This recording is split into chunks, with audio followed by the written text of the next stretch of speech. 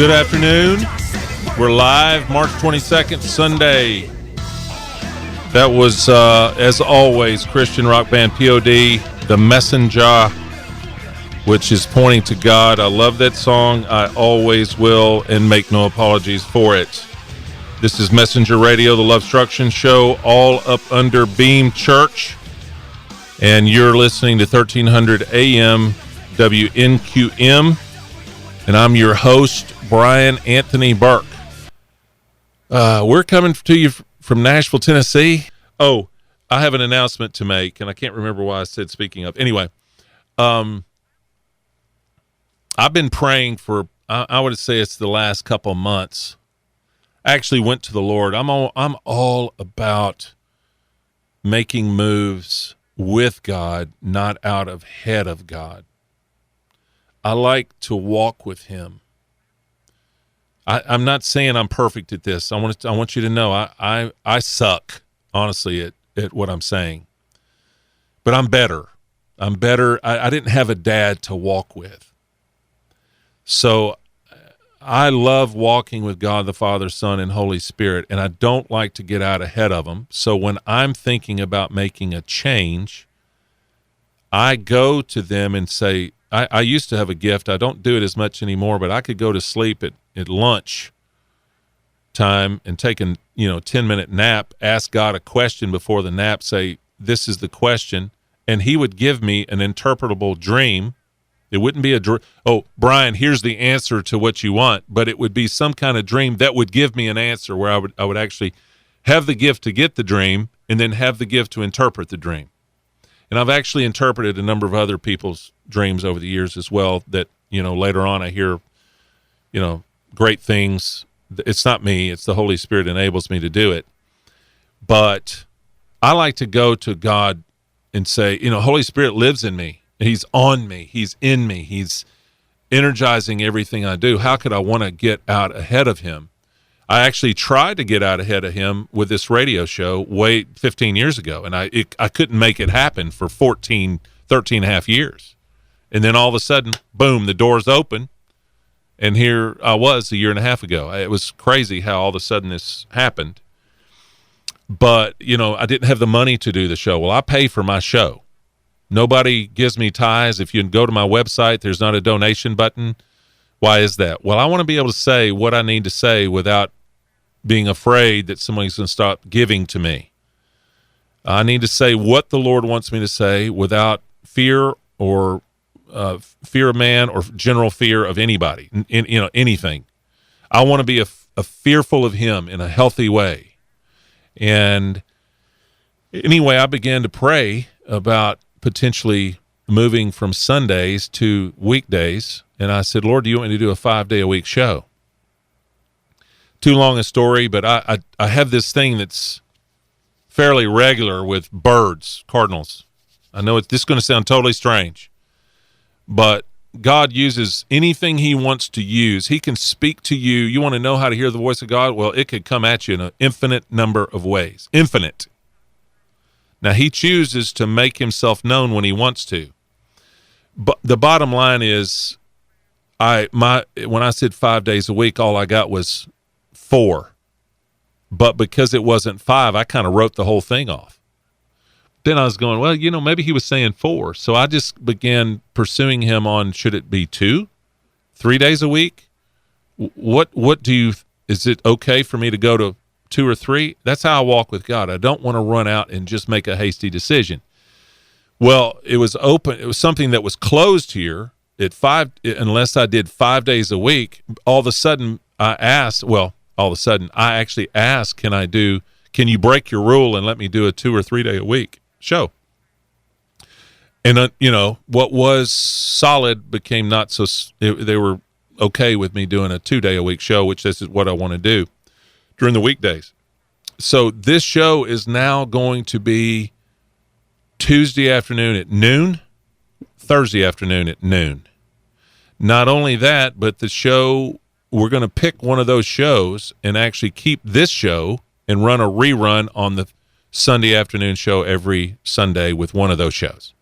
On top of that, the show on Tuesday and Thursday will be rerun in Knoxville at 5:00 p.m. So what is being recorded right now, Knoxville is not getting this today, but when this show starts on Tuesdays and Thursdays at 5:00 in the afternoon, those reruns will be on there as well. So this show is actually, the tent pegs are expanding. I'm pretty excited about it. But I'm in the middle of this song thinking back to my own baptism of spirit. Having 2 days prior been in the middle of adultery. Freaking wife stealer, I've said this before. Unbelievable what I got angry with God, and it sent me down a toilet. And I had to learn hard lessons the hard way. And then 2 days later, to be blessed beyond imagination. I honestly don't think I understood what happened to me. It was a Pauline experience in a different way. You know, Paul saw the bright light. I had a bright light flash on me with a lightning bolt, and then immediate thunder, which meant it was right on us. I mean, right on us, with drenched people laying hands on me. I was already wet. They got wet when it started raining, and they did not move, and kept praying for me with water pelting them with rain. And I'm thinking, these people are crazy. They're for Jesus, and they were. And they just so in love with, passionate for God, passionate for me to overcome. And that lightning bolt and thunder struck. And I remember going inside. Dave, this fellow, I've said this. You just get used to it. If you listen to the station, I'm going to talk about this all the time. Dave getting up in my ear and saying, "Don't duck, man," because I ducked when that lightning bolt and that thunder hit. I ducked. I'm tallest guy out there. We had some other tall folks, but I'm the tallest. I'm like 6'6". And I ducked, and Dave said, "Don't duck, man. That was God, ex-hippie." And it's back then, he was probably in his 50s. It's 30 years ago, so I'm assuming Dave's 70-something now. I'm 60-something, so whatever. "Don't duck, man. That was God." When he said that, it was like, it wasn't the lightning and thunder. It was the spoken word. The faith came over me. Immediate faith, immediate prophecy. Bam, there it was. And all I knew was what I felt came over me. And I walked into a room wet as we walked in. All of us were. And I remember, I've said this before, I was sitting on a piano bench backwards away from the piano keys, looking at the rest of the crowd, and I just bowed my head, sobbing, because the big sinner dude had come to Jesus again. I had gotten saved, but I kind of was throwing away my life, and all of a sudden it was getting ready to change, and I was in a battle, to stay away from hell. In that moment, I spent 6 months trying to get steady, being so sin sick. I mean, I was on it'd been like me being in an operating room, and they're resuscitating me, even though with that baptism of spirit, my flesh wanted to sin in a major way, like a drug addict. I was such a fool. But, my spirit man was all of a sudden alive again and been revived, but yet I'm having to run. And I knew in that moment, I told the Holy Spirit, I said, "God the Father, I know you. Jesus, I know you. But Holy Spirit, I have no idea who you are. You have to reteach me." And I made a conscious decision in that moment to walk away from a religion. I wanted nothing more to do. The Holy Spirit enabled me to do this, to think it, to walk away from a religion.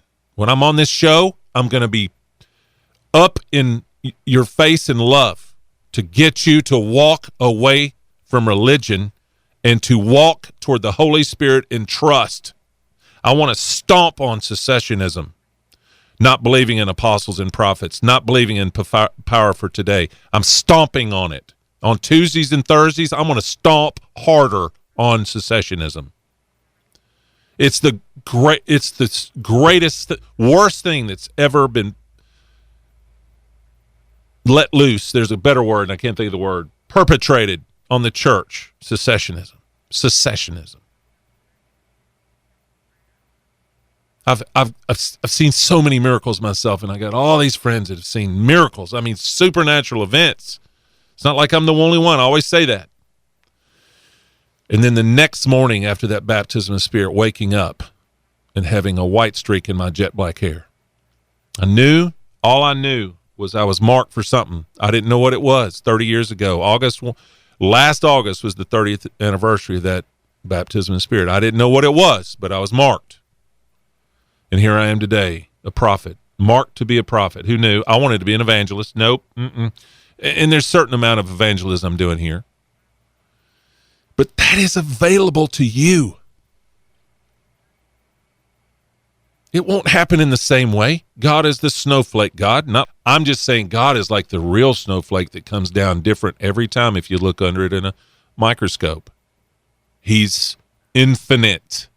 He wouldn't do the same thing for me as he did for Paul. That's Paul's testimony. This is my testimony. He won't do it for you. Kathy has her own testimony.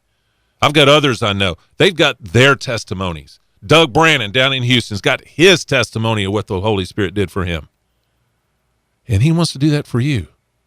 But yet you probably, you're going to listen to me on this radio station. You're going to make a move toward the Holy Spirit. You're going to let tragedy have to happen before you're desperate for the Holy Spirit, because that's what had to happen for me. And I'm telling you, I wasn't going to make the move without tragedy. And sadly, most people need tragedy to find the Holy Spirit and more of him. But there are those that are just obedient and move toward it. And I'm asking you to be that person that moves toward it.